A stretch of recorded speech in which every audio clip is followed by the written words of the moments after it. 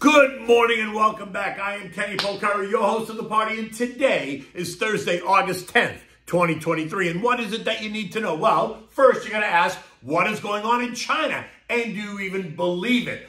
Oil surges. But then I thought China was in decline, so there's a disconnect there, right? Inflation is running at 4% as of last month, yet Disney is raising prices by 20% on their streaming services. UAW, is setting it up. Expect higher car prices in the years ahead. And the CPI is out at 8:30. What will we learn? Bond yields are down, the dollar is down, and gold is up. And what do we have for dinner tonight? Well, we're having the stuffed chicken cutlets. In fact, I made it last night, and I used chicken thighs, but we'll get to that in a moment. China dips into deflationary territory is what the headlines say, sending the world's second largest economy into the danger zone, right? July CPI fell by 0.3%. Now, that's a negative number, not a slowing positive number. They tell us that exports are dropping and youth unemployment is at record highs and housing market is circling the drain and the Chinese consumers are pulling back.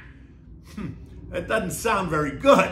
The issue is, if the expectation of falling prices increases, then current demand falls, right? As the consumer expects cheaper prices in the future. So they pull back now and they wait for cheaper prices. And then that creates a trap for policymakers. But those same policymakers in China are dismissing the risk of deflation, saying, no, it's not really true. Yet the data says it isn't, but they say it isn't. The other risk here is that falling prices in China would make their exports even cheaper, allowing them to flood the international markets with more low-priced, made-in-China products. And that risks hurting foreign competitors in the developed world, which will lead to job losses if those markets sucking those markets and their economies down the drain as well.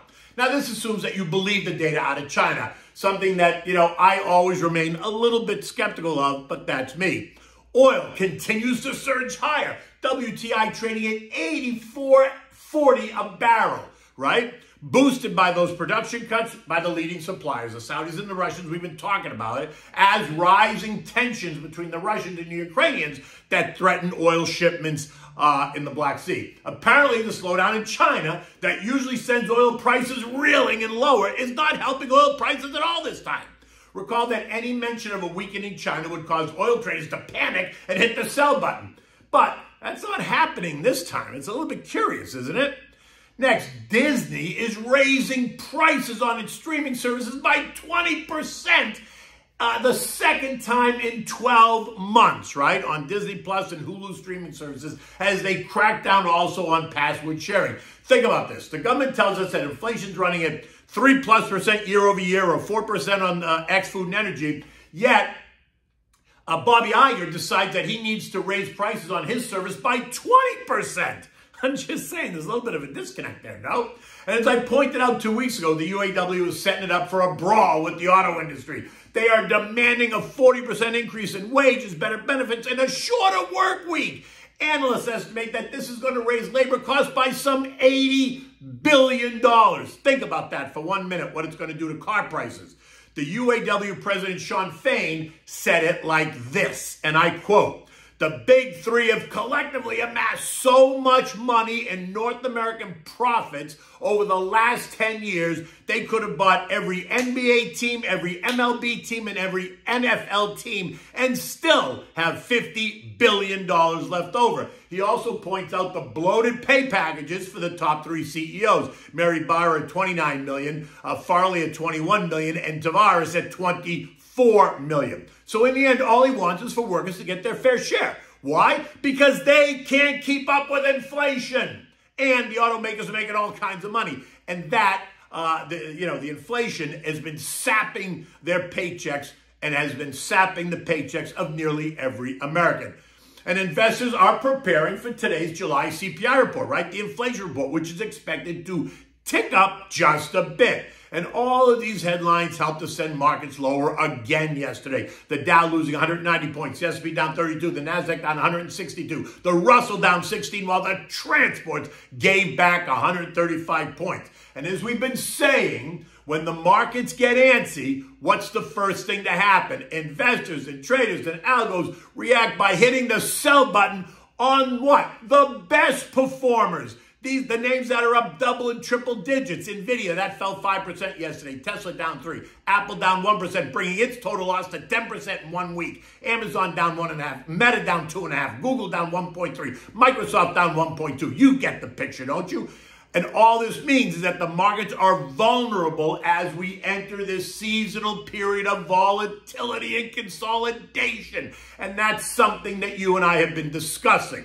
And this doesn't mean you panic and exit the market. It just means that you understand it and then take advantage of the opportunities that it creates. Now, the best performers yesterday were what? Utilities, up 0.2, consumer staples up almost 0.2, and energy up 1.1%. Coal and natural gas companies like BTU up 5%. Cracker up 1.3%. And these have been some of the year's underperformers, so money went into them. Tech, on the other hand, was the leading underperformer yesterday, down 1.3%, followed by consumer discretionary, down 1.2%, communications down 1.1%, semis down 1.8%, artificial intelligence down 9%. And these happen to be the year's best performers, right? Are you putting it together?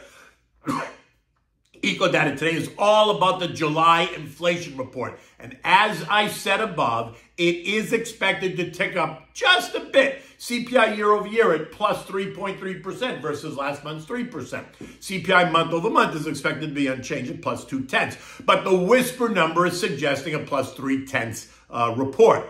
Now, this morning, we're going to learn that rents keep going up, and rents are also part of the CPI report. So what role will it play in today's number? In fact, rents in New York City are at an all-time high. A 2-bedroom, 1-bath with maybe one closet is renting for $5,600 a month in Manhattan. Think about that for 1 minute. Think about $5,600 a month. Have you been to a 2-bedroom, 1-bath apartment in New York City? Expect the administration to ignore the data and sing the praises of declining inflation even as the number goes up a little bit as they try to manipulate the data. But hold on, because the naysayers are already preparing for the August read. That comes out in September. And that's expected to show a sharp increase due to what? Surging oil prices. But that's a story for next month. As far as today's concerned, even if the CPI report is a bit stronger than the expectation, the sense is that investors still think the Fed policy is restrictive enough until they don't. The markets are expecting this soft landing, right? This Goldilocks type of not too hot, not too cold, but just right type of landing. Something that I just don't see, right? And while I'm not suggesting a crash landing, I am not in the camp that it's going to be all wine and roses. I suggest that you expect a bumpy landing and then be pleasantly surprised if it isn't. But you won't be disappointed if it is a bumpy landing. Tomorrow brings us the July PPI report, and that's expected to show continued improvement. And then Friday brings us consumer sentiment data. And what the Fed and the markets want to see is that the consumer remains upbeat and positive. In the meantime, yesterday saw a robust desire for the newest 10-year notes. The demand for them sending 10-year yields down to 3.984% before settling just at 4%. The 2 years yielding 4.79%, while the 3- and 6-month bills continue to yield about 5.4% on an annualized basis. The robust demand could mean two things. First, bond investors want to lock in 4%, or bond investors expect the Fed to cut rates in the future, which will send bond prices surging and yields falling. Well, I don't expect a rate cut until sometime in the second half of 2024, but that's me. There are plenty of investors out there that still think rate cuts are coming before the end of this year, which is nuts, right? Those are the investors that need to see a shrink because that is not happening. The dollar index is down 32 cents at 102.16 and is once again below all the trend lines. This is currency traders are betting that the Fed remains on hold in September because they are also betting on an improving CPI read today. So sit tight because 8:30 is only a little bit away. Gold did fall yesterday. It is now below all three trend lines once again, just slightly. And that suggests that gold traders are also expecting inflation to subside. But if inflation does subside and the Fed goes into pause mode, then you can expect the dollar to decline, and that should help gold prices stabilize and rise. Because remember that inverse relationship between the dollar and gold, right? It's all a very tangled web that we weave. This morning, U.S. futures are up as the churn continues. Remember, Monday saw markets rise, while Tuesday and Wednesday saw the markets fall. Today, traders are searching for dislocated or oversold names that might bounce back if the CPI report comes in at or below expectations. Dow futures this morning at 7 o'clock were up 160. The S&P's up 21. The Nasdaq up 82, and the Russell's ahead by 10. The trader types are hoping for more signs of easing. I think it's all a knee-jerk reaction and still expect lower prices in the weeks ahead. Both Atlanta's Rafi Bostic and Philly's Patty Hawker are expected to speak today. Recall, both of them are in the Fed can pause mode mentality. European markets this morning are higher as well. A string of strong earnings responsible for today's move. But remember, those strong earnings are against a lowered bar.